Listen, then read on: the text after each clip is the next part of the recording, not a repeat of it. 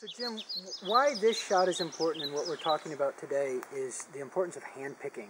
If you see these nodes, these clumps of berries on a coffee tree are called nodes, and they don't ripen all at the same time.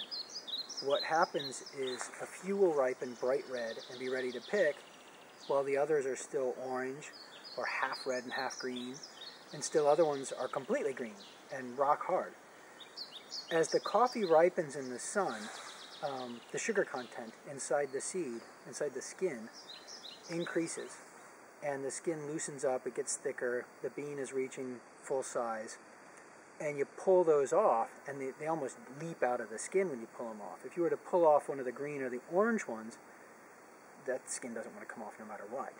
And the sugar is not at the proper amount, and the flavor isn't in the bean.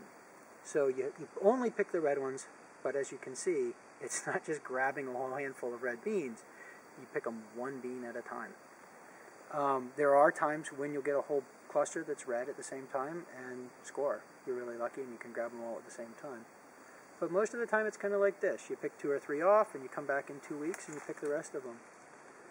And you come back 2 or 3 weeks later and you pick the rest of them. If you do pick them too early, because we know that some companies do machine harvest. Right. And they're going to throw some of the green in there as well.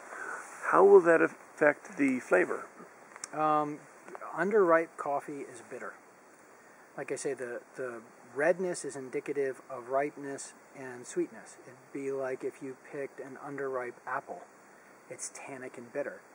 If you picked an underripe orange, it's pithy and bitter. Underripe coffee, it's just never going to have the full flavor. It's not going to develop the good coffee flavor. What it is going to have is a whole bunch of underripe bitterness and astringency, which, you know, a certain level of astringency can be pleasant in a coffee, but you don't want a ton of it. And you want it to be because it's inherent in the coffee, not because you picked underripe coffee. If you pick the coffee that is underripe, like the machine harvested coffee, generally speaking what they do is they sort those out later through other methods. They'll float them. The underripe beans will float to the surface. The heavy ripe beans sink. So they'll float them and scrape them off and remove them. And unfortunately, really the only thing you can do with that is throw them in the compost heap. But they're full of nitrogen, so it's great compost.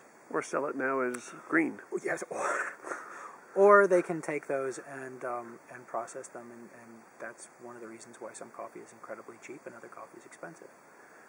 You get what you pay for, and it tastes like it. Thank you very much.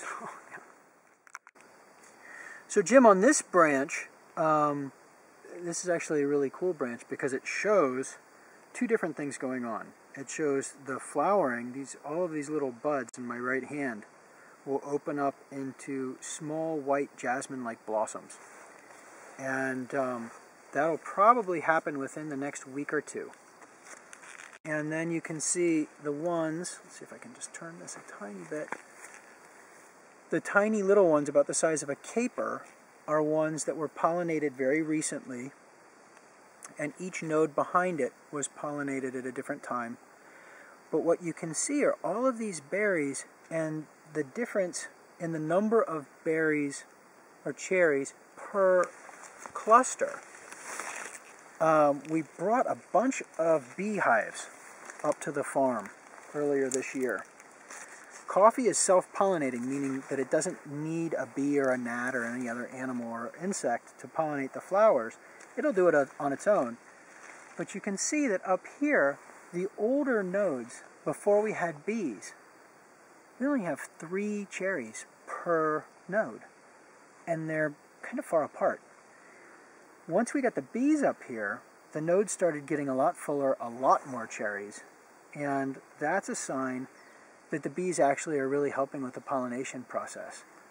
We feel really lucky up here. We don't have any of the beetles or the mites that are damaging all the bees and causing hive collapse around the state and around the world right now, actually.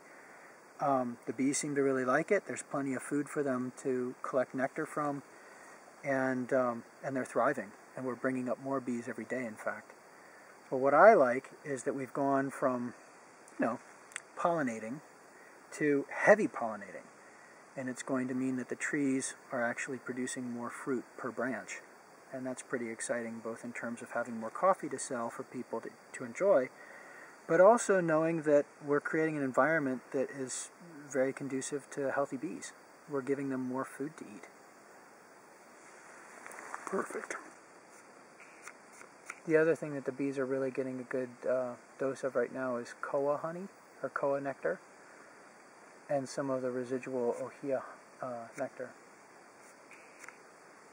And those two things are helping them stay nourished.